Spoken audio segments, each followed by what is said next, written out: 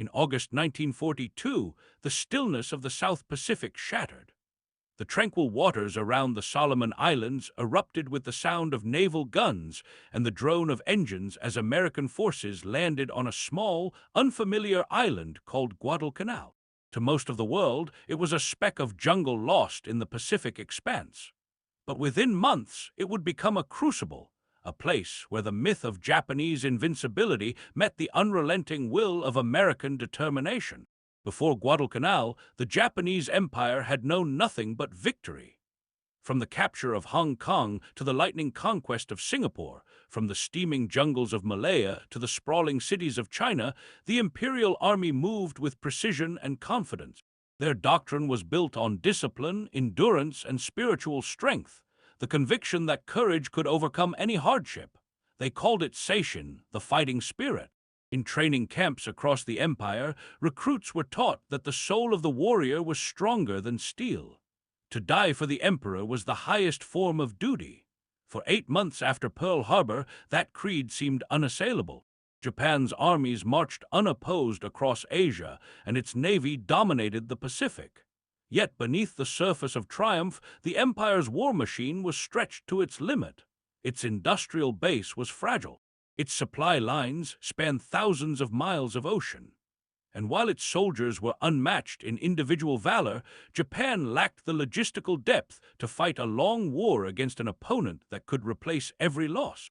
The island of Guadalcanal, lush, humid, and crawling with insects, was never meant to become the center of the Pacific War.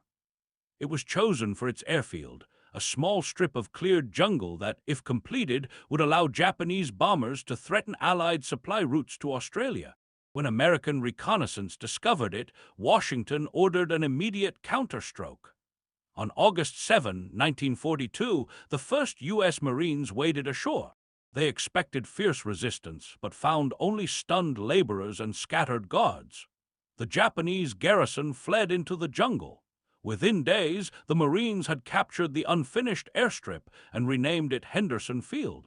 For the first time in the Pacific War, Japanese expansion had been stopped. But the Japanese High Command refused to accept the setback. To them, the loss of Guadalcanal was a humiliation that had to be avenged. Reinforcements were ordered to retake the island. Intelligence officers described the American landing force as minor, a handful of troops that could be easily crushed. What they did not understand was that this island would mark the beginning of an entirely new kind of warfare, one where America's industrial power and relentless adaptation would prove as deadly as its weapons. The first major counterattack came on the night of August 21, 1942, at the Battle of the Tenaru. The Japanese commander, Colonel Keano Ikiki, led 900 men from his elite regiment in a direct assault across the sandbar of the Tenaru River. Believing the Americans weak, he ordered a frontal charge. The Marines waited in silence until the enemy was almost upon them. Then, in a flash of fire, the jungle erupted. Machine guns, mortars, and canister shells tore through the attackers. For hours, waves of Japanese infantry hurled themselves against the Marine positions. The night glowed with tracers and explosions. When dawn rose, the sandbar was littered with bodies. Of Ikiki's 900 men, nearly all were dead. Only a handful escaped into the jungle. The Americans had suffered minimal losses. It was the first time Japanese troops had faced an enemy who matched their courage with superior firepower and coordination. The imperial doctrine of the bayonet charge, the idea that moral strength outweighed bullets, had met its limit. Survivors later described their disbelief. They had expected to find frightened amateurs. Instead, they faced disciplined professionals backed by devastating weapons and unbroken supply lines. For the Marines, the victory was just the beginning. They now held a tiny foothold on an island that Japan was determined to retake. Every night, the rumble of naval bombardments echoed across the sea as Japanese warships shelled Henderson Field. Every day, the Marines rebuilt what had been destroyed. The campaign quickly descended into a battle not only against the enemy, but against nature itself. The jungle was merciless. Humidity rotted uniforms and weapons. Mosquitoes carried malaria. Food spoiled within hours. In foxholes flooded by rain, soldiers lived among insects and mud. Yet the Americans adapted. Engineers drained swamps, doctors distributed quinine, and the flow of supplies continued. The Japanese, by contrast, faced a nightmare of logistics. Their supply chain depended on high-speed destroyers racing through the night, runs the Americans nicknamed the Tokyo Express. These ships delivered small quantities of ammunition and rice, but never enough. As U.S. air superiority grew, even these missions became suicidal. By October, thousands of Japanese soldiers on Guadalcanal were starving. Rice rations dwindled to a handful of grains per day. Men ate roots, insects, and whatever they could find. Dysentery and malaria ravaged entire units, yet the orders from Tokyo remained unchanged. Attack, no matter the cost. When General Maruyama's forces launched their assault on Henderson Field in late October, the result mirrored Tenaru. Under torrential rain, Japanese battalions stumbled through tangled jungle, soaked and starving, guided by inaccurate maps. At dawn, they struck well-prepared marine defenses supported by artillery and machine guns. The result was slaughter. Entire regiments were annihilated. The wounded were left behind, their cries lost in the roar of the jungle. For the Japanese soldiers, Guadalcanal was becoming a vision of hell. Courage, the one virtue they had been taught to believe invincible, was now powerless. The Americans did not fight by the rules of traditional battle. They fought through technology, coordination, and overwhelming logistics. For every bullet Japan fired, the United States fired 10. For every plane shot down, 2 more arrived from carriers or Australia. American pilots of the Cactus Air Force, flying from Henderson Field, dominated the skies. Their presence meant that Japanese supply convoys could move only at night. Even then, dawn would reveal the wrecks of destroyed ships along the coast. The once invincible Imperial Navy was bleeding slowly, its lifeline to the island severed by mathematics it could not change. Meanwhile, on the ground, the psychological toll deepened. The Japanese were trained never to retreat, never to surrender. Those who fell ill were left behind. The jungle consumed them. Corpses lay unburied, swarmed by insects. The sweet smell of decay hung over the trails. A marine observer wrote that he could smell approaching Japanese units before he saw them. Hunger had reduced them to skeletons in tattered uniforms. By late 1942, the American positions on Guadalcanal were fortified. The Marines had learned to fight in the jungle, turning terrain into advantage. Camouflage, coordinated artillery, and interlocking fields of fire created defensive networks that nullified the shock tactics of the Japanese infantry. When the final major assault came at Bloody Ridge, the defenders were ready. Through the night of September 12-13, waves of Japanese soldiers charged up the slopes under machine gun fire. They screamed their battle cries, "Banzai!" and fell in heaps before reaching the lines. By morning, hundreds lay dead. American machine gun crews, some firing until their barrels glowed red, had repelled one of the fiercest attacks of the Pacific War. The survivors staggered back into the jungle, leaving behind weapons, comrades, and the illusion of invincibility. One captured officer later admitted, "We could not believe the Americans had fought so hard. We thought they were soft. We learned we were wrong." For the Japanese command, the reports from Guadalcanal were disturbing but unthinkable. How could an island so small consume so many lives? How could a supposedly decadent nation fight with such endurance? Yet the truth was undeniable. The Americans had not only matched Japan's courage, they had surpassed its ability to sustain war. The turning point of the Pacific had begun not with a decisive naval battle, but with the slow realization that ideology could not feed an army, and faith could not stop disease. Guadalcanal became a mirror in which Japan saw its limits. As 1942 ended, the once proud soldiers of the Emperor faced hunger, exhaustion, and despair. They were still brave, they still fought, but now they understood the truth that their leaders could not admit. They were fighting a war that could not be won. In the green darkness of the Solomon Islands, the empire's spirit began to break. By November 1942, the jungles of Guadalcanal had become a graveyard of ambitions. The Imperial Japanese Army, once the terror of Asia, was bleeding out in a war of attrition it had never prepared to fight. The once proud soldiers who had conquered half a continent now wandered through dripping forests, starving, feverish, and hunted. What had begun as a confident counterattack to reclaim an island had transformed into a slow, grinding defeat that sapped the spirit of an empire. The Americans, too, were weary, but their exhaustion was different. It was sustained by supply ships, reinforced by replacements, and fueled by the vast industrial machine that now stood behind them. From factories in California and Michigan to shipyards in Portland and Philadelphia, production lines hummed day and night. While the Marines fought in the mud, America's workers, men and women, were sending them rifles, artillery, food, and ammunition by the ton. Each crate unloaded at Henderson Field was another blow to Japan's hopes. Each bullet fired in the jungle was backed by a factory worker half a world away. The Japanese supply effort, by contrast, was collapsing. The Tokyo Express, the nightly destroyer runs that brought supplies to the starving garrisons, had become a ritual of desperation.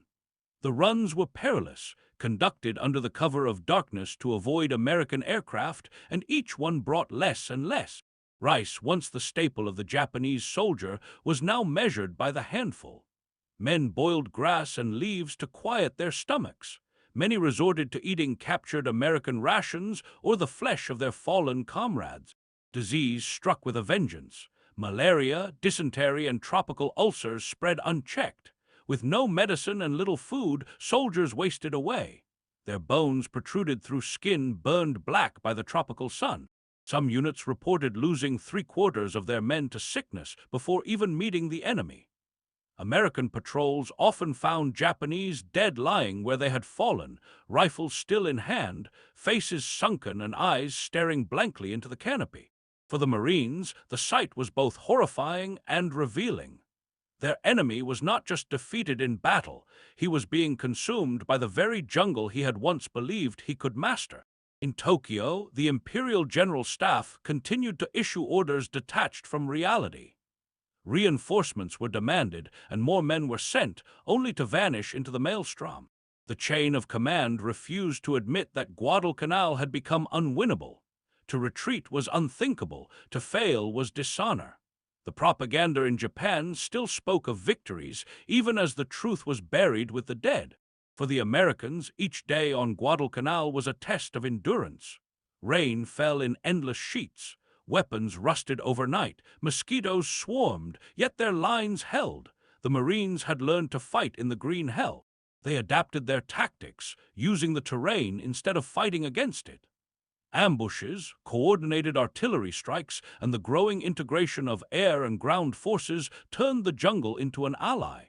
The key to their survival was Henderson Field. The airstrip, muddy, bomb-cratered, and constantly under attack, was the heart of the American defense. From dawn until dusk, its runways buzzed with activity. The Cactus Air Force, a patchwork group of Marine, Navy, and Army pilots, kept up a relentless tempo. P-400s, Wildcats, dauntless dive bombers, all flew sortie after sortie against Japanese shipping and troop concentrations. Every Japanese soldier on Guadalcanal understood the significance of that airfield. It was the gateway to life or death. If it remained in American hands, no amount of courage could save them. Every attempt to destroy it ended in disaster. The Japanese Navy, seeking to deliver a decisive blow, launched a massive naval counterattack in mid-November. The result was the naval battle of Guadalcanal, one of the most brutal sea clashes in modern history. In 2 nights of chaos, ships from both sides collided in darkness at point-blank range. The sea burned with the wreckage of cruisers and destroyers.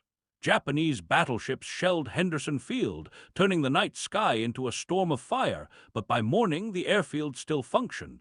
American mechanics, working under bombardment, filled craters and repaired runways. Within hours, planes were flying again. When the sun rose, U.S. aircraft struck back with vengeance. Japanese transports attempting to land reinforcements were caught in the open and annihilated. Thousands of troops drowned or burned before reaching shore.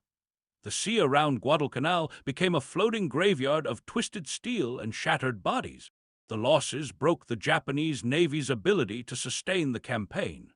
Admiral Yamamoto, the architect of Pearl Harbor, realized the truth he had long feared.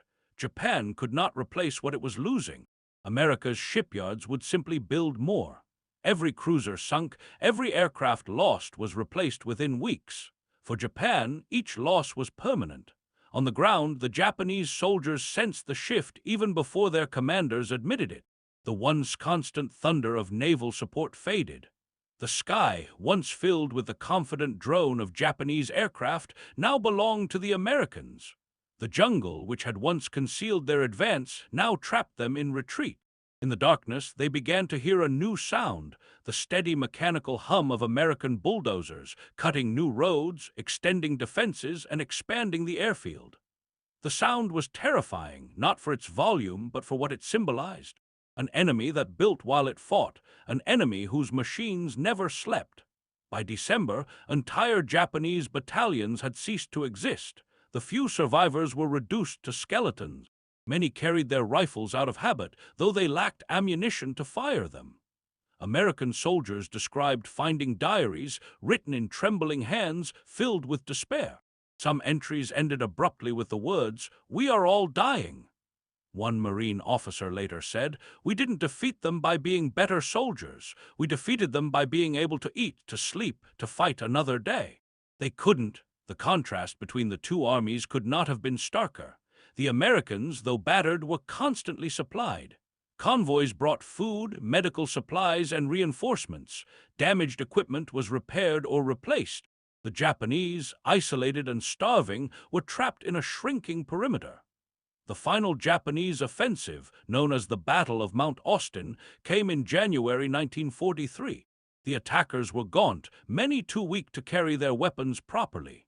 They advanced through jungle so thick that they could barely see one another. American artillery shattered their formations before they ever reached the lines. Those who did were cut down by machine guns and mortars. The assault disintegrated in hours. It was no longer a battle between armies, but between two fates. One force was sustained by the might of industry and innovation. The other was sustained only by faith and hunger. As the last offensive failed, the Japanese high command faced a decision it had never made before: withdrawal. The word itself was forbidden in the Imperial Army's code, yet the situation was undeniable. To remain was suicide. Operation Key, the evacuation plan, began in early February 1943. In a masterful display of naval coordination, Japanese destroyers slipped through the night to rescue what remained of their army.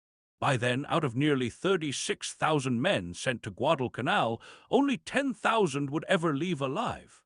Most of the rest were dead or missing, claimed by disease, hunger, or the relentless guns of the enemy. For the Americans, the end came almost quietly. After months of ceaseless combat, the Marines advancing inland found the Japanese positions abandoned. The jungle that had been filled with deathly cries was suddenly silent. What they discovered left them speechless: trenches filled with bones, half-buried bodies, and equipment rusted beyond recognition. The air reeked of decay. Guadalcanal was no longer a battlefield. It was a monument to suffering. The victory marked the first major ground defeat of the Japanese Empire. But more than a military triumph, Guadalcanal was a revelation. It proved that Japan's empire, for all its discipline and courage, could be defeated by an opponent whose strength lay not in ideology, but in endurance, technology, and organization. Across the Pacific, the psychological shock was immense. The Japanese soldier, once portrayed as an unstoppable warrior, was now seen as human, vulnerable, and tragically expendable. For the men who fought there, the experience changed everything. Many survivors from Guadalcanal later described it as the place where they realized Japan could not win the war. The myth of invincibility had died in the jungle. In Tokyo, the Imperial General Staff called it a strategic withdrawal. But privately, officers knew the truth. Guadalcanal was not just an island lost, it was the moment the empire's expansion ended. From that point forward, Japan would fight not for victory, but for survival. For the Americans, Guadalcanal was the first test of a new kind of warfare, a war of logistics, coordination, and overwhelming production. The lessons learned there would shape every battle that followed, from Tarawa to Iwo Jima. It taught the U.S. military that mastery of the environment, combined with industrial might, could overcome even the fiercest resistance. In the jungles of Guadalcanal, the myth of Japanese invincibility was replaced by a new reality. A war that would now march steadily back across the Pacific, island by island, until it reached the shores of Japan itself. The island that few had heard of before 1942 had changed the course of the war. And for those who fought there, Japanese and American alike, it would never be forgotten. By the time the last Japanese destroyer slipped into the dark waters and vanished toward Rabaul, Guadalcanal was silent. The battle that had begun with the roar of aircraft and artillery now ended with the whisper of waves against wreckage. The Americans held the island at last, but victory did not feel like triumph. It felt like survival. The men who remained alive had endured something beyond comprehension. For 6 months they had fought not only the Japanese, but nature itself. Every inch of progress had been paid for in exhaustion, blood, and disease. They had watched friends vanish into the jungle and never return. The heat, the rain, the constant buzz of insects. It was as if the island itself demanded a toll from all who set foot upon it. Yet in that crucible of mud and fire, the shape of the Pacific War had been forged. Guadalcanal was no longer just a battle, it had become a symbol of a changing world. It marked the moment when the tide turned, when the myth of the invincible Japanese soldier shattered, and when America's industrial democracy proved that it could outfight and outlast any empire on Earth. In Tokyo, the evacuation was portrayed as a planned redeployment. Newspapers printed headlines of tactical maneuver and noble withdrawal, but the men who had commanded in the field knew better. In private, officers spoke in hushed tones of humiliation. Guadalcanal had been meant to crush the American advance before it began. Instead, it had exposed the limits of Japan's reach. The Imperial Army had underestimated its enemy. They had believed that spiritual strength and discipline would overcome material inferiority. They had believed that courage could defeat machinery, that endurance could replace supply. On Guadalcanal, those illusions had perished.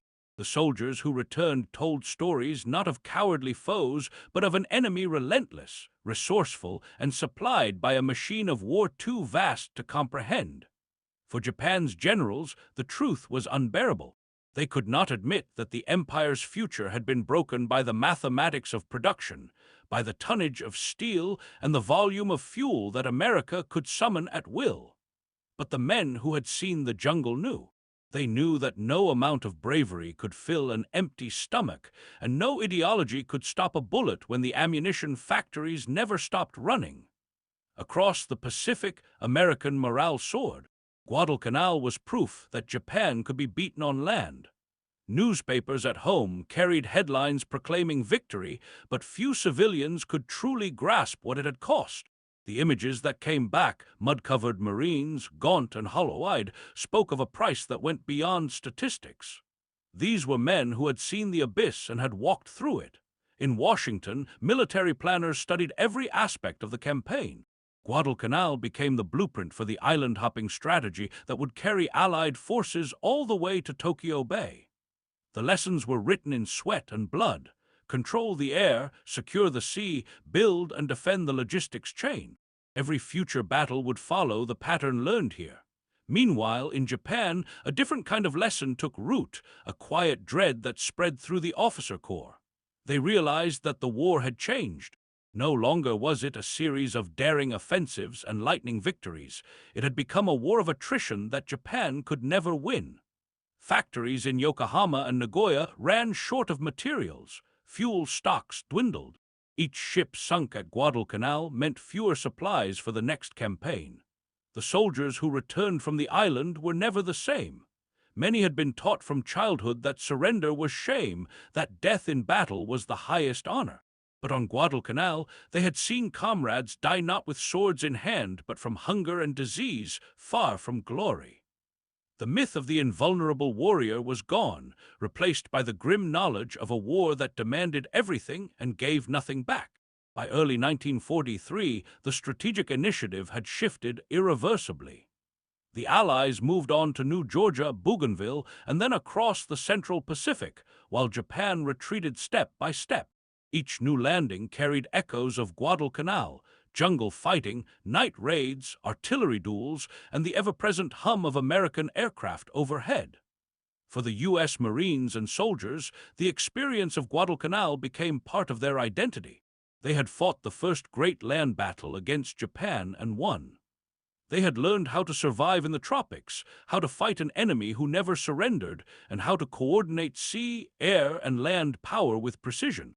The lessons they carried would soon be applied at Tarawa, Saipan, and Okinawa.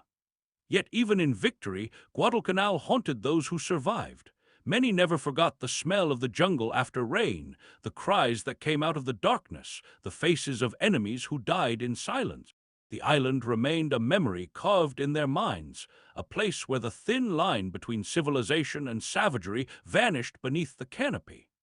For the Japanese soldiers who never left, Guadalcanal became a silent tomb.